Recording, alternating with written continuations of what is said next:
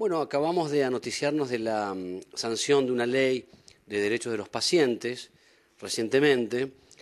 Nosotros pensamos que se trata de una iniciativa interesante, ya que es el primer esfuerzo normativo de alcance nacional que trata de regular esta cuestión. Lo primero que uno podría decir es pensar que la enfermedad genera derechos o da derechos distintos a las personas sanas, entre comillas. De ninguna manera. Nosotros lo que decimos que son derechos que todos los tenemos, pero que en determinadas circunstancias que suponen un estado de vulnerabilidad y de regresividad, como es la propia enfermedad, y muchas veces en presencia de relaciones clínicas o de relaciones médicos-pacientes que son asimétricas, es necesario reforzar estos derechos que todos tenemos, que consisten básicamente en el derecho a ser informados, en el derecho a poder disponer libremente de nuestro cuerpo, en el derecho a que se proteja nuestra confidencialidad y la intimidad de los datos sensibles, de los datos vinculados a la salud, y en general en tratar de conseguir relaciones un poco más armoniosas y más equilibradas en ese proceso tan complejo que es el proceso de salud, enfermedad, atención. Bueno, un aspecto quizás algo controvertido de la ley es cuando se establece el derecho al rechazo, así como se acepta el consentimiento informado para las prácticas médicas, también, del mismo modo y con los mismos argumentos, se incorpora el rechazo a los tratamientos médicos en cualquier momento de la vida. El problema es que la ley, en un momento dado, indica que el rechazo podrá ser aceptado o deberá ser aceptado salvo que implique alguna práctica eutanásica. El problema de este artículo es que la eutanasia es un término bastante equívoco, que no hay no es uniforme la aceptación o la interpretación sobre este término. Nosotros pensamos que lo mejor hubiera sido sacar este término y dejar conceptos más claros, porque la eutanasia uno puede referirse a cuestiones positivas u omisiones que tienen que ver con el hacer o el dejar morir. Nosotros pensamos que lo mejor en estos casos es cambiar el verbo y decir permitir morir. Es decir, allí, en aquellos casos en donde ya no hay posibilidades médicas, hay que reconocer los límites del esfuerzo terapéutico y dejar que las personas puedan transcurrir los finales de su vida con dignidad y en paz. Otro aspecto también que la ley no ha considerado y que creo que es muy importante es qué hacer cuando la persona no puede tomar una decisión, cuando esa persona está en un estado de inconsciencia que le impide tomar una decisión con discernimiento, intención y voluntad. Hubiera sido preferible que la ley también incorporara una ayuda para que en muchas situaciones dilemáticas los médicos puedan recurrir al allegado o al familiar para que estas decisiones que tienen que ver con el cuidado del propio cuerpo sean realmente respetadas por el ámbito biomédico. Bueno, un aspecto esencial de esto que se denomina el proceso del consentimiento informado, que no es otra cosa que la posibilidad de las personas o el derecho de las personas de poder elegir, de poder decidir en cuanto a lo que significa la disposición, la afectación del propio cuerpo. Y en este sentido está claro que se trata de un proceso, que no es solamente un papel que los pacientes firman y que esto supone una transmisión o una exoneración de riesgos a cada paciente. De ningún modo. Significa dar la posibilidad que cada persona tenga derecho a ser informado, tenga acceso a la información sobre qué es lo que se le ofrece como médicamente aconsejable, para que esta persona, luego de haber comprendido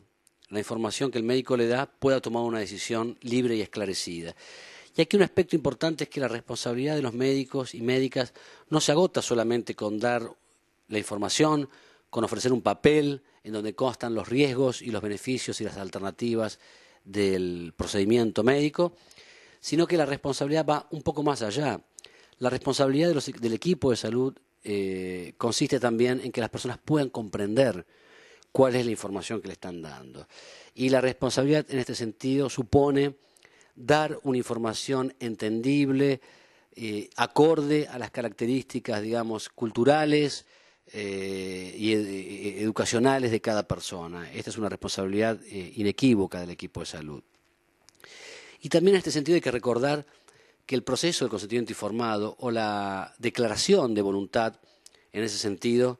es lo que se denomina un mero acto lícito o una declaración de voluntad no negocial. Esto quiere decir que no es un acto jurídico formal,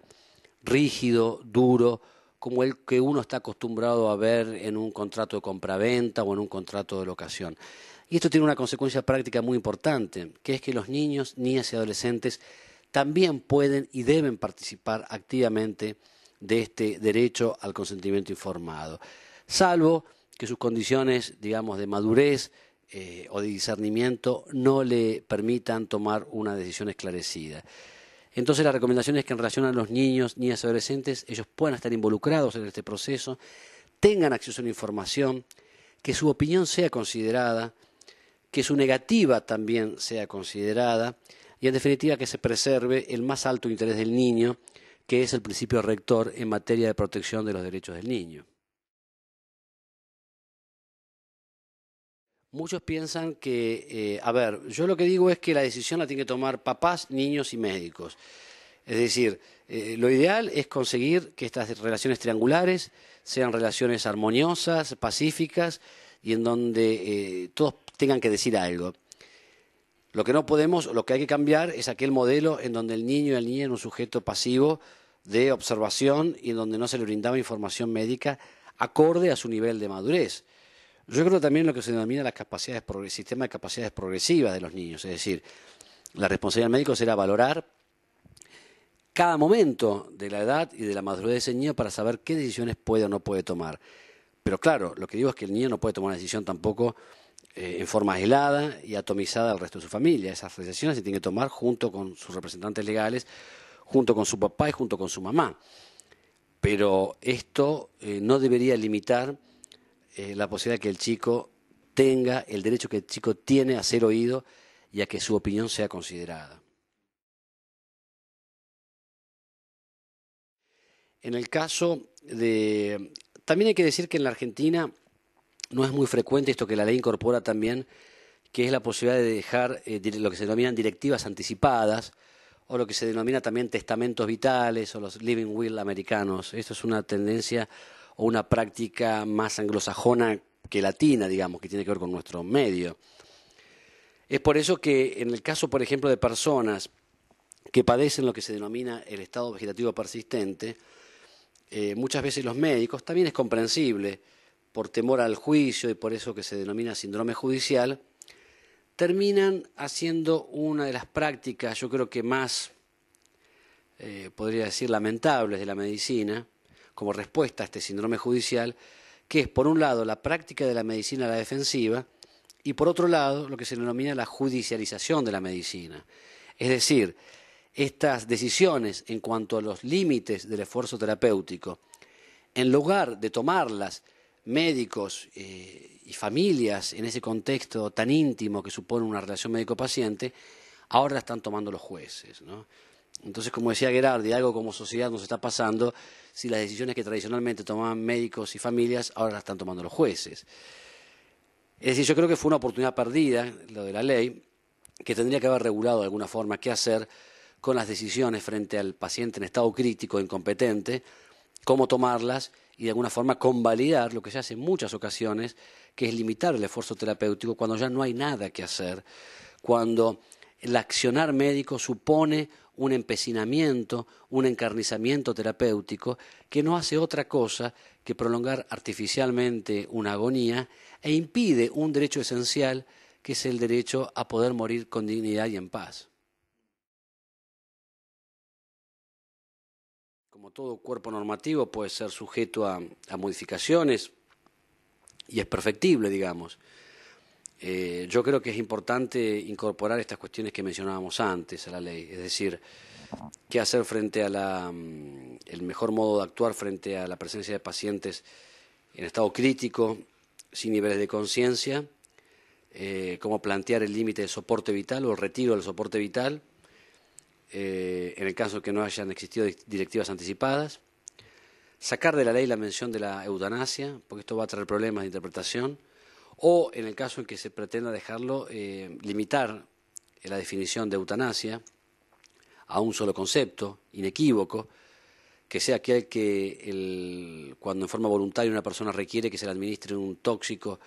o un medicamento en dosis letal a su propio beneficio. Esta creo que debe ser la única definición posible de eutanasia. precisar también el derecho de niños, niñas y adolescentes en cuanto a su participación en el consentimiento informado, y también establecer los alcances y los límites del secreto médico y del derecho a la confidencialidad de las personas, estableciendo claramente que es el único derecho que existe o subsiste aún después de la muerte de las personas. Y recordar algo que desde hace tiempo se viene diciendo, que es que, por ejemplo, el secreto médico muere con el médico y no con el paciente. Esto también creo que debería estar claramente estipulado en este nuevo cuerpo normativo.